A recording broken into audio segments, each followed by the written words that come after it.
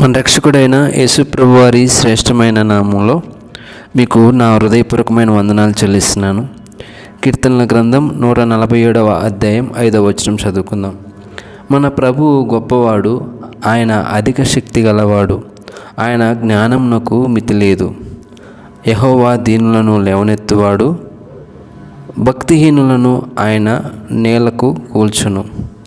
స్నేహితులారా, మనం ఆరాధిస్తున్నటువంటి నజరేయుడైన యేసు గొప్పవాడు, ప్రభువులకు ప్రభువు, రాజులకు రాజు, దేవుళ్లకు దేవుడు. ఆయన అధిక శక్తి గలవాడు, ఆయన జ్ఞానమునకు మితి లేదు. ఆయన అత్యంత కృపగలిగిన వాడు.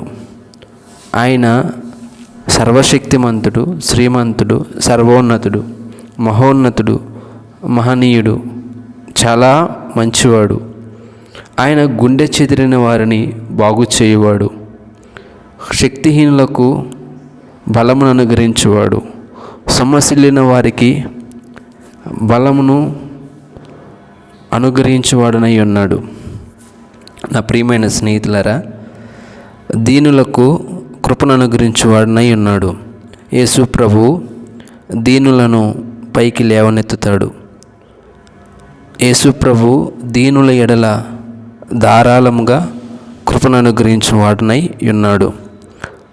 తన యందు భయభక్తులు గల వారికి, తన కొరకు కనిపెట్టుకుని వారికి తన కృపను సమృద్ధిగా దయచేయువాడునై ఉన్నాడు.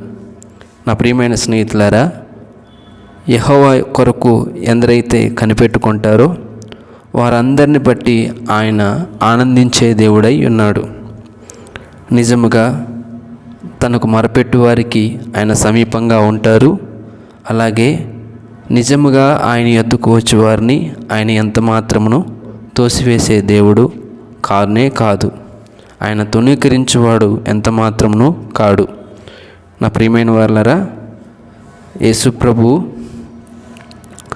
చాలా జ్ఞానము కలిగినవాడు. ఆయన మానవుణ్ణి, ఈ భూమి మీదున్న సమస్త సృష్టిని జ్ఞానముతో కలుగజేశాడు. ప్రతి దాన్ని వివేకంతోనూ జ్ఞానముతోనూ దేవుడు నిర్మించాడు. దేవుడు వాటన్నిటికీ ఆ కాలాల్లో జరగవలసిన విధిని కూడా ఏర్పాటు చేశాడు. కాబట్టి నా ప్రియమైన వారలారా, మన దేవుణ్ణి బట్టి, మన ప్రభువుని బట్టి, మనం ఆయన ఘనమైన శ్రేష్టమైన నామాన్ని బట్టి ఆయన్ని ఘనపరచవలను, ఆయన నామాన్ని స్తుతించవలను, ఆయన నామాన్ని బహుగా కీర్తించవలను. ఆయన మన ఎడల శోధింప శక్యము కాని గొప్ప కార్యాలు చేయువాడునై ఉన్నాడు. మనం గ్రహింపలేనటువంటి గొప్ప కార్యాలు మన ఎడల జరిగించినటువంటి గొప్ప దేవుడు. ఇది ఎలా జరుగుతుంది, ఇది నిజంగా నా ఎడల జరుగుతుందా అని సందేహం పడినప్పటికీ మన ఎడల ఆయన భీకరమైన కార్యాలు జరిగించిన గొప్ప దేవుడు. కాబట్టి ప్రియమైన వారలారా, యేసు ప్రభు చాలా గొప్పవాడు, అధికమైన శక్తి కలిగిన వాడు, అత్యధికమైనటువంటి ఘనుడు, మహోన్నతుడు, మహనీయుడు. ఆయన వాక్యం చాలా ప్రభావము కలిగింది. ఆయన వాక్యం, ఆయన కట్టడులు ఎంతో గొప్పవి. ఆయన ఆలోచనలు ఎంతో శ్రేష్టమైనవి. ఆయన ఆలోచనలు మనవలే ఉండవు. ఆయన ఆలోచనలు ఘనమైనవి, శ్రేష్టమైనవి. కాబట్టి ఆయన అధికారానికి మనం అందరం అప్పగించుకుందాం. ఆయన ఎడల మనము దీనులమై ఆయనను సమీపించినప్పుడు ఆయన మనల్ని పైకి లేవనెత్తుతాడు. మనం ఏ పరిస్థితుల్లో ఉన్నప్పటికీ ఆ పరిస్థితులను బట్టి కృంగిపోక, ఆ పరిస్థితుల వైపు మన చూపులు చూడక, యేసు వైపును విశ్వాసంతో మనం చూడగలిగితే ఆయన మనలను ఖచ్చితంగా పైకి లేవనెత్తగలిగిన దేవుడనై ఉన్నాడు.